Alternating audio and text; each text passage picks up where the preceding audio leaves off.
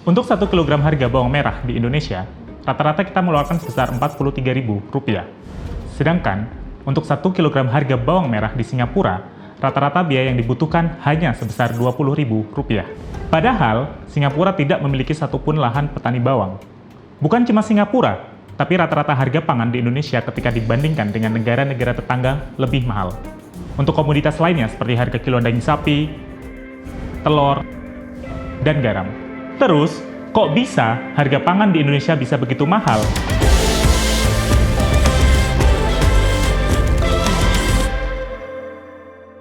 Tentu ada beberapa penyebab dari mahalnya harga pangan di Indonesia.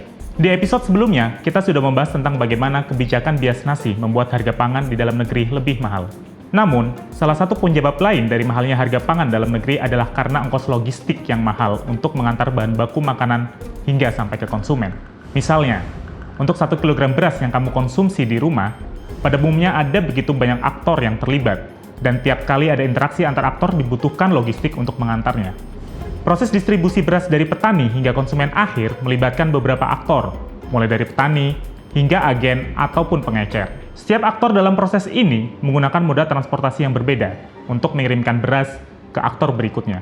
Biar lebih jelas, mari kita lihat perjalanan beras dari Indramayu di Pulau Jawa ke Medan di Pulau Sumatera. Proses dimulai dari petani Indramayu yang menanam padi dan memanen gabah. Setelah itu, gabah tersebut dijual kepada tengkulak lokal yang biasanya menggunakan truk atau mobil pick-up untuk mengumpulkan gabah dari beberapa petani. Setelah terkumpul, gabah tersebut kemudian dikirimkan oleh tengkulak lokal ke tengkulak yang lebih besar untuk dikirimkan ke penggilingan di Medan Sunggal via Belawan. Gabah tersebut dikirimkan menggunakan truk ke Pelabuhan Karangsong untuk diangkut kapal menuju Pelabuhan Belawan, Medan. Setelah sampai di Pelabuhan Belawan yang ada di Medan, kapal ini harus berhenti di pelabuhan selama beberapa jam untuk membuat dan menurunkan kontainer gabah. Setelah diterima oleh tengkulak skala besar, gabah tersebut kemudian diangkut oleh truk besar ke pabrik penggilingan yang terletak di daerah Medan Sunggal, Sumatera Utara. Proses ini memakan waktu sekitar 1 hingga 2 jam, tergantung pada kondisi lalu lintas. Setelah diolah menjadi beras putih, beras kemudian diangkut oleh truk besar ke pedagang grosir yang memiliki toko besar di kota Medan.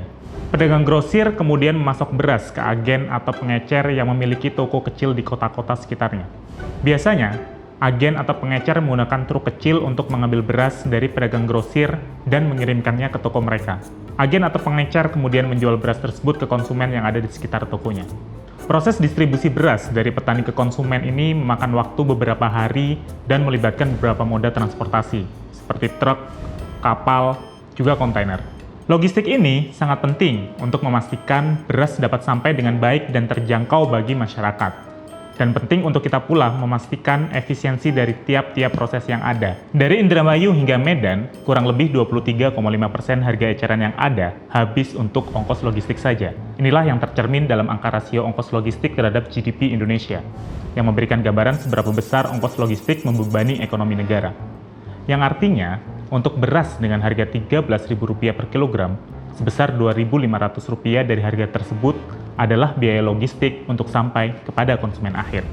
Ongkos ini jelas lebih mahal dibandingkan dengan Thailand yang rasio ongkos logistik terhadap GDP-nya adalah 13,8%. Yang artinya, untuk pangan seharga Rp13.000 di Thailand, konsumsi dibebankan ongkos logistik hanya sebesar Rp1.800. Menekan rasio ongkos logistik terhadap GDP sangatlah penting, sebab semakin rendah tingkat rasio ongkos logistik terhadap GDP menunjukkan betapa efisiensinya industri logistik di dalam negeri, yang dapat berkontribusi pada pertumbuhan ekonomi suatu negara. Selain itu, ongkos logistik di Indonesia juga bukan perkara pengangkutan semata, namun juga banyak biaya-biaya pemenuhan regulasi yang ditetapkan, seperti tarif impor, tarif karantina, pajak pemasukan, pajak pertambahan nilai, dan sebagainya. Banyak juga ya. Studi CHIPS terbaru mengidentifikasi 24 regulasi dalam 9 proses logistik yang membuat harga beras dan kedelai di Indonesia menjadi mahal pada tingkat konsumen. Hal ini menunjukkan bahwa logistik makanan di Indonesia masih jauh dari kata efisien. Terus, kenapa ongkos logistik pangan di Indonesia bisa begitu mahal? Pertama, banyak infrastruktur transportasi darat yang buruk di berbagai provinsi di Indonesia. Hal ini menyulitkan para petani untuk mengangkut hasil panen mereka ke pasar. Infrastruktur yang tidak memadai ini menyebabkan peningkatan biaya dan waktu transportasi, sebab membuat proses pengangkutan jauh lebih lama. Dan dengan demikian, membuat biaya pengangkutan ke berbagai wilayah menjadi mahal. Waktu angkut yang lama dan mahal ini juga menyebabkan kerugian pasca panen yang signifikan akibat rusaknya bahan pangan yang mereka hendak jual, yang pada akhirnya turut meningkatkan biaya penjualan pangan. Selain infrastruktur darat, infrastruktur pengiriman antar pulau yang mengandalkan kapal laut juga perlu mendapat perhatian. Saat ini, kapal-kapal yang digunakan untuk mengangkut barang-barang di Indonesia tidak sedikit merupakan kapal tua. Bahkan, beberapa data dari Kementerian Perhubungan pada tahun 2019 menyebut sekitar 32.500 kapal yang terdaftar secara resmi dan sebagian besarnya sudah berusia tua. Kapal-kapal tua ini cenderung membuat ongkos maintenance kapal lebih tinggi dan juga meningkatkan risiko penahanan di pelabuhan. Dengan demikian, juga turut berkontribusi pada peningkatan ongkos logistik yang ada. Masalah ini tentu sudah diketahui oleh pemerintah, dan sampai saat ini mereka berusaha untuk memperbaiki persoalan ini dengan program tol lautnya, yang tentunya tidak akan dibahas panjang lebar di video kali ini. Mungkin di lain kesempatan.